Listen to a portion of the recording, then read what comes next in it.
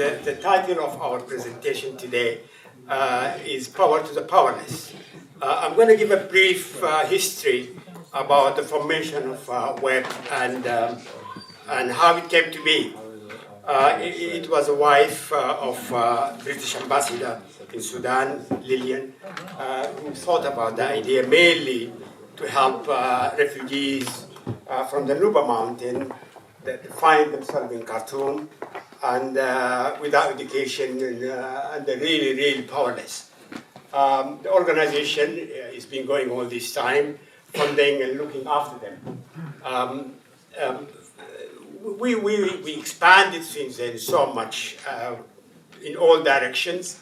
We looked after university scholars, school building, eyesight caring, and all the rest of it. So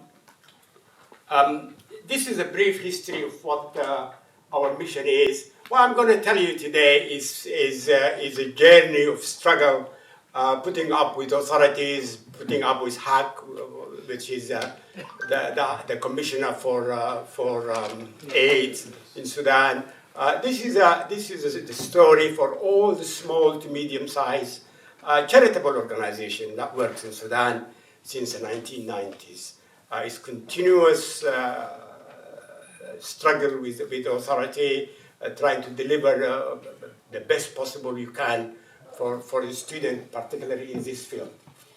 It's founded in 1999 in Khartoum, particularly to support the struggling women that find themselves in Khartoum through no fault of their own, war in the Nuba Mountain, in the Darfur region, and all the rest of it. We collaborate with a lot of universities in Sudan. We're indebted to Ahfad University in particular. What you see there is where we expanded. The bottom picture there, you see a lady who's taking a test for a literacy program supported by Imogen Thornburn. There is when there's a literacy graduates get their certificate. Top right there is the eye clinic. It is run by us because we felt the powerless in Umdurman or in Khartoum, they needed that extra medical care and their family. So that's an open eye care we developed for them. It's funded by the generous donor from the United Kingdom.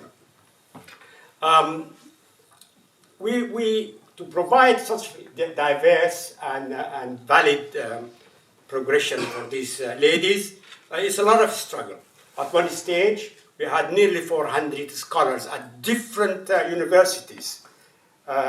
These universities could be technical, social works, rural development, all sorts of activities, all sorts of diverse interests. Our graduates go back to where they come from, either Darfur or the Nuba Mountains, help to develop their community, help to develop their families, improve their well-being generally.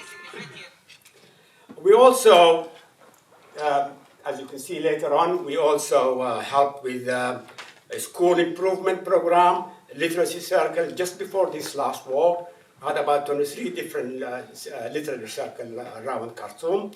We had almost 400 scholars in different universities, that include medicine, midwifery, social development, rural development. After that, we have all that program is run by a very streamlined structure. In Sudan, we employed four staff. Adila is the one who used to be in Women Union in Sudan. She used to run or manage the literacy circles. Nimad is the director or the coordinator of the office in Khartoum. And then we had Saudi who used to look after our finance and an assistant that support in either literacy or scholar well-being in Khartoum. In London, we had the trustees, 6 of us, work diligently in a volunteer basis, fundraising, trying to do all sorts of things, management, transferring money, transferring fees. It really was a fantastic effort, teamwork, to make a good success of this organization. It's unfortunate the war came in and put an end to most of that, or at least delayed it for quite a while. Those trustees are in charge of collecting money, funding it, spending it wisely, making sure most of our money actually goes to the scholars in different parts of Sudan.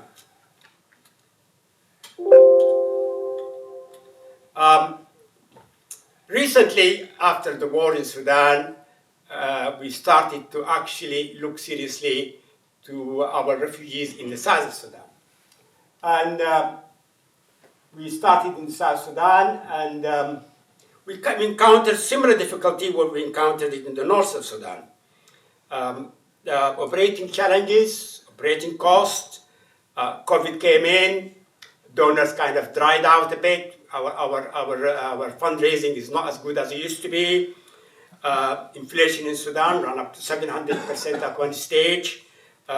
Staffing costs grew because we used to have a small staffing cost, and we needed to pay them in hard currency at one stage, and all of that slowed us down quite considerably.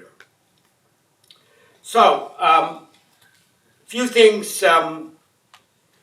since 2023. The situation in Sudan since 2023, April last year, is extremely difficult for all organizations. We had to close our office in Khartoum. Our office in Khartoum actually been ransacked by the army and the the Rapid Support Force. And we had cash there, we had computers, personal file for our students, and we don't know what's happening in there. We really don't.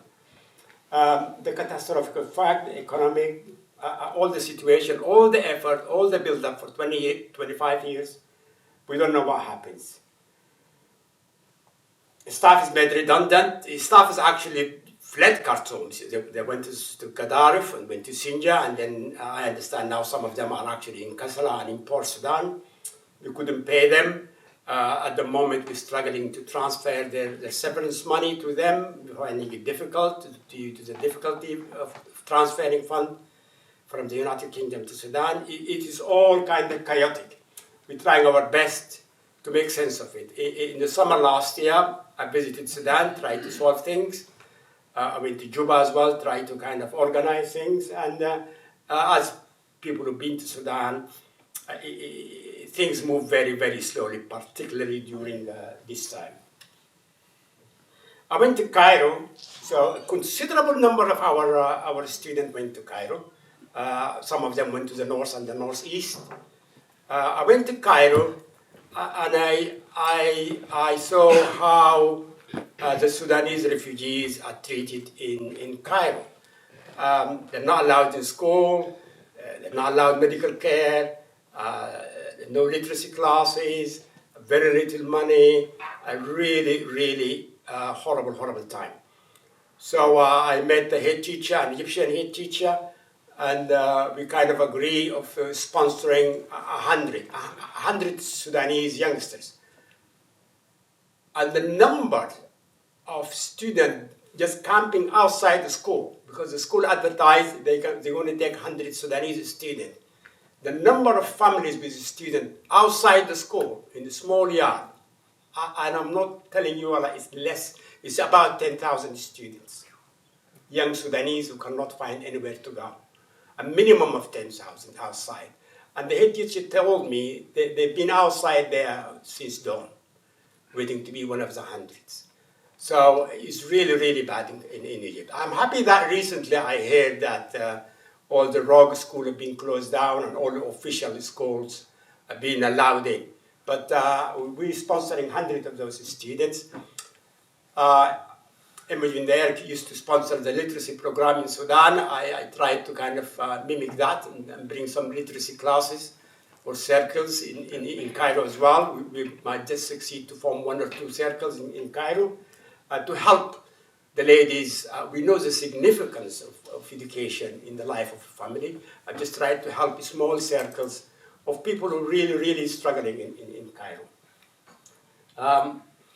South Sudan is one massive success for us recently during this war. South Sudan has been hugely successful. I went to Juba. I was so pleased to meet our representative in Juba. I saw some of the students who are doing midwifery, who are doing nursing programs, they're doing medical school programs, they're doing welfare program, rural development program, really, really genuinely development program. I met a student, as you can see in the photograph, the medical student, a computer given to some students, because we do provide them with laptops to get access to the internet. I personally feel education these days without access to the internet is just like not having books. So we provide some with laptops.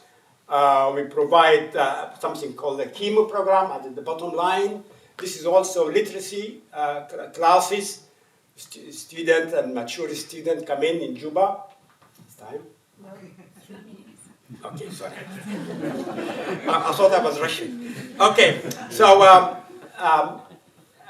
this is a literacy program for adults and youngsters in Juba. And they have a school, they take the school in the afternoon and they run the program there. We're just about to provide them with solar power because there's a problem there with providing electricity for them. They sit in a zinc roof with the hot sun beaming on them. It's really, really hot, and I went to the staff room and all the staff is sweating. So I promised to help with collecting some money for the solar power so they can have at least a fan there.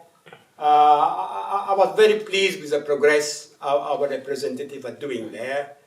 Students come in, adults, and it's really strange to see fully grown up women and younger ones educating themselves, and they're moving along the educational ladder towards university. I was very happy about it. Anyway, chemo program is a literacy program and it's a development program. Our current approach, we're looking for support among refugees in Egypt, offering British Council online English. That's Trustee Anne Snowden there. She helped quite a lot with actually putting that together. It was difficult. It took her a long time to put it together, but eventually succeeded. There are problems with it, obviously, in Sudan. The internet is intermittent. It doesn't come all the time. It comes and goes. So the possibility of downloading the seminars and the lectures. Like I said, in Egypt, we're just about to try this literacy and school sponsorship program. So we after COVID, after post the first year of the civil war, we're just about to get our feedback and get to work with developing and educating Sudanese ladies. Like I said, South Sudan is a massive success for us. We're just about getting our scholars in the northeast of Sudan, which is Port Sudan, and some of the universities in the north of Sudan back on. We're just establishing contact with them. Hopefully, we will get somewhere with them. All donations are welcome as usual. We have Women Literacy Sudan blog. That's, you can subscribe to that. It will come to you. This is our website. If you go in there, you can easily access and see our activities, see our structure, see that we deliver more than everybody else or anybody education and support to Sudanese women per pound donated. Are there all the charities in England? Donations are down. Fundraising is difficult since COVID, but we're trying our best. We look forward to the next 2 months, particularly Christmas time, where people are more generous, because our program is just coming back together again, and we kind of try to revive the best we can. Thank you so much.